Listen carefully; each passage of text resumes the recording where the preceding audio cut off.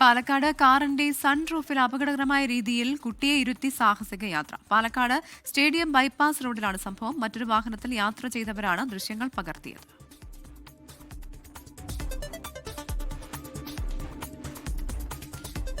ഷാരിഖ് നവാസ് ചേരുന്നു പാലക്കാട് നിന്ന് വിവരങ്ങളുമായി. അപകടം പിടിച്ച യാത്രയാണ്, പറയൂ ഷാരിഖ്.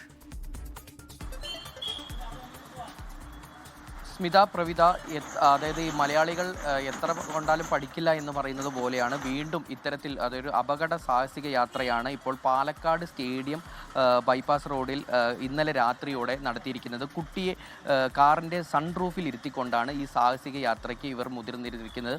അതായത് ഈ യാത്രയുമായി ബന്ധപ്പെട്ട് ഇത് പറയുകയാണെങ്കിൽ ഈ പാലക്കാട് നഗരത്തിൽ തന്നെ ഏറ്റവും തിരക്കേറിയ റോഡാണ് പാലക്കാട് സ്റ്റേഡിയം ബൈപ്പാസ് റോഡ്. ഇരുഭാഗത്തും കടകളൊക്കെ തിങ്ങി നിറഞ്ഞ ഒരു തിരക്കേറിയ റോഡിലാണ് ഇത്തരത്തിൽ ഒരു സാഹസിക യാത്രയ്ക്ക് കുട്ടിയുടെ വീട്ടുകാർ തന്നെ മുതിർന്നത് എന്ന് പറയുന്നത് വളരെ ദൗർഭാഗ്യകരമാണ്. കാരണം ഇത്തരം സാഹസിക യാത്രകൾ നടത്തരുതെന്ന് പോലീസും അതുപോലെ തന്നെ മോട്ടോർ വെഹിക്കിൾ ഡിപ്പാർട്ട്മെൻറ്റും പലതവണ കർശനമായ നിർദ്ദേശങ്ങൾ നൽകിയിട്ടുണ്ടെങ്കിലും ഇത്തരം യാത്രകൾ തുടരുക തന്നെയാണ്. അതും നഗരത്തിലെ തിരക്കേറിയ ഭാഗത്തോടുള്ള റോഡിലൊക്കെയാണ് ഇത്തരം യാത്രകൾ നടത്തുന്നത് എന്ന് പറയുന്നത് വലിയ കഷ്ടം തന്നെയാണ്, നമുക്ക് എടുത്തു പറയേണ്ടി വരും.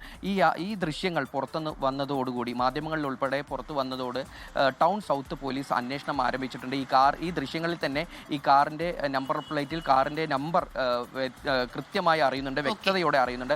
അപ്പോൾ പോലീസ് ഇവരെ വിളിച്ചു വരുത്തി വാണിംഗ് അല്ലെങ്കിൽ ഫൈൻ ഉൾപ്പെടെയുള്ള പിഴ ഈടാക്കുന്ന നടപടി ഉൾപ്പെടെ സ്വീകരിക്കുമെന്നാണ് നമുക്ക് അറിയാൻ കഴിയുന്നത്.